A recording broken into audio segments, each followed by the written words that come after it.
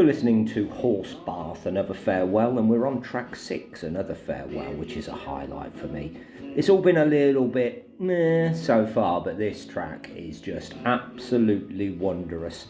Not really any different than what's come before, but it's just the melody, the singing, the band, just feels so lovely and real. It's definitely the track that I'll remember this album for. Special little song, and if you only listen to one track on the album, I would recommend track 6, Another Farewell, because it's a 10 out of 10. Track 7, Long and Lonesome, there we go. The album takes off a bit now. This is the bounce I've been looking for.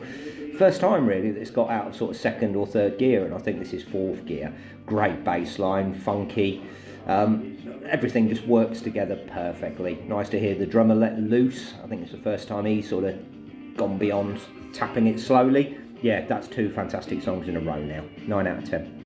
Track 8, Train to Babylon. Yeah, another more up-tempo one. I don't know why they've shoved every up-tempo one to the back of the album. They should have put a few at the beginning. I think it would have kept a lot more people more interested for longer. It chugs along nicely, like a train, with a lovely breakdown. You know, not quite up there with the last 2 tracks, but yeah, the album's on a great roll now. 8 out of 10. Track 9, Never Be Another You. Very Calexico, which I like. It's a great listen. What I wanted, you know, more of in the early on the album. The second half is just so much better than the first. Quentin Tarantino would be all over this track. You know, when it sings, it does remind me of Iggy Pop, Passenger. Could be on the last Franz Ferdinand album. His voice reminds me of his quite a lot. There's another cracker. 9 out of 10.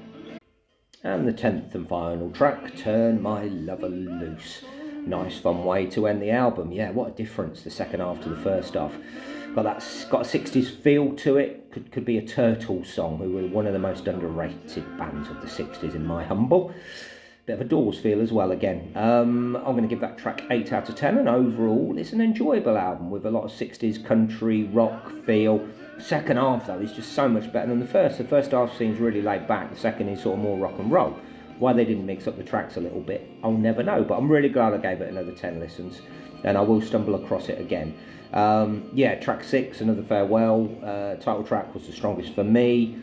Yeah, lovely bit of Americana and good old-fashioned country twinged rock band. Give it a go. I can't imagine you'll regret it if you do. 8 out of 10.